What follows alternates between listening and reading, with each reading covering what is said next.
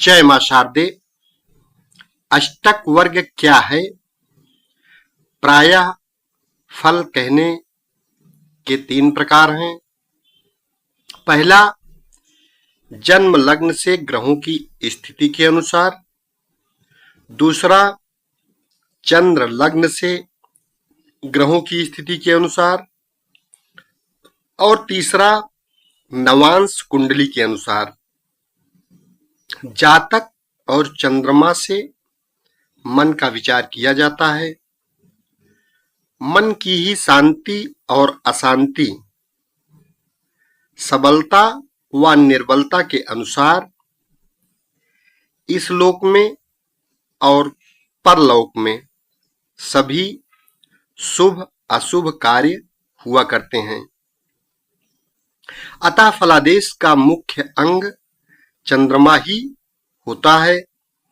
इसलिए आचार्यों ने यह निश्चय किया है कि मनुष्य के जन्म के समय चंद्रमा जिस राशि पर हो, उस राशि से जिन जिन भावों में ग्रह गण भ्रमण करते हुए संचरण करते हैं, वैसे वैसे ही फल उस समय में मनुष्य को होते हैं। इसी को गोचर फल कहते हैं। किंतु यह विधि गौड़ है, क्योंकि संपूर्ण मानव मात्र के चंद्रमा इन्हीं 12 राशियों में से किसी एक राशि में रहता है। इसलिए साधारण गोचर फल केवल 12 ही प्रकार का होगा। किंतु ऐसा होता नहीं है। अतः आचार्यों ने जन्मकालीन ग्रह स्थिति और जन्म लग्न स्थित राशि, इन 8 स्थानों से यदि गोचर फल का विचार किया जाए तो अवश्य विश्वास योग्य होगा। ऐसा निश्चित किया गया है। इसी को अष्टक वर्ग विधि कहते हैं। प्रत्येक जन्म कुंडली में 7 ग्रह और जन्म लग्न अर्थात इन 8 पदार्थों से किसी न किसी स्थान में शुभ और अशुभ फलों में विशेषता हो जाती है। इसी को आचार्यों ने प्रत्येक ग्रह एवं लग्न के लिए अपने अपने स्थान से जिन जिन स्थानों में शुभ फल देता है, इस शुभ फलदायित्व स्थान को रेखा या बिंदु द्वारा दिखलाया है। किसी आचार्य ने बिंदु संकेत से शुभ फल माना है और किसी ने रेखा द्वारा शुभ फल माना है। इससे भ्रम में नहीं पड़ना चाहिए। चाहे जिस चिन्ह से माना जाए, अशुभ फल द्योतक शून्य को करण कहते हैं। आज हम अष्टक वर्ग के इस भाग में चंद्रमा से करण और कारण प्रदग्रह की चर्चा करेंगे।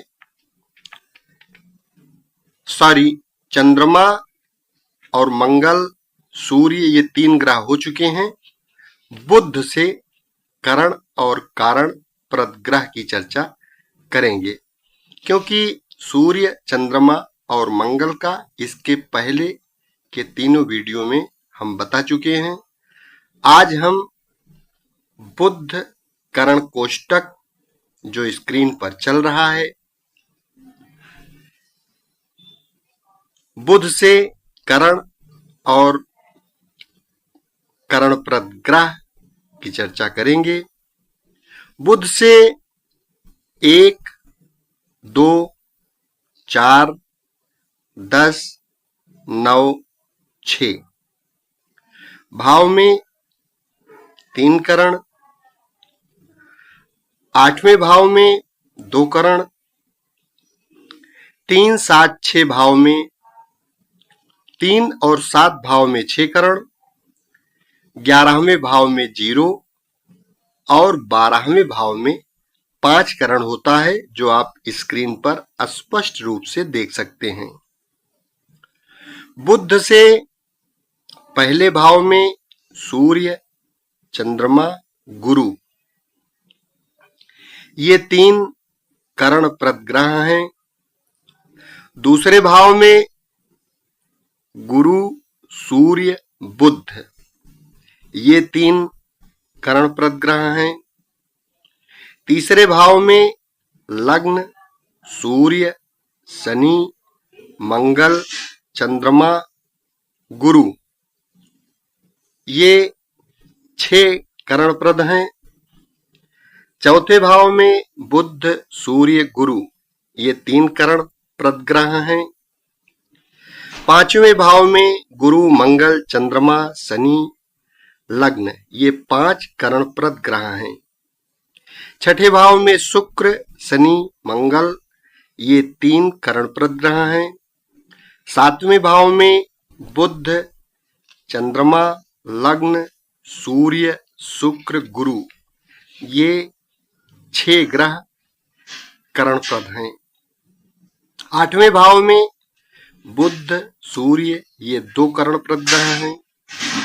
नौवें भाव में गुरु, लग्न, चंद्रमा, ये 3 करणप्रद ग्रह हैं। 10वें भाव में सूर्य, गुरु, शुक्र, ये 3 करणप्रद ग्रह हैं। 11वें भाव में शून्य और 12वें भाव में लग्न, चंद्रमा, मंगल, शनि, शुक्र, ये 5 करणप्रद ग्रह हैं। इस प्रकार से बुध का करण कोष्ठक जो स्क्रीन पर चल रहा है, इससे आप देखकर स्पष्ट रूप से समझ सकते हैं कि गोचर में बुध जिस स्थान में बैठा मिले, वहां से जिन जिन स्थानों में बिंदु है, उन स्थानों में जब वह जाएगा तब वहां अपना अशुभ फल देगा, और जिन जिन स्थानों में बिंदु नहीं है, उन स्थानों में जब जाएगा तब वह अपना शुभ फल देगा। इस प्रकार से कुंडली देखकर मिलान करते हुए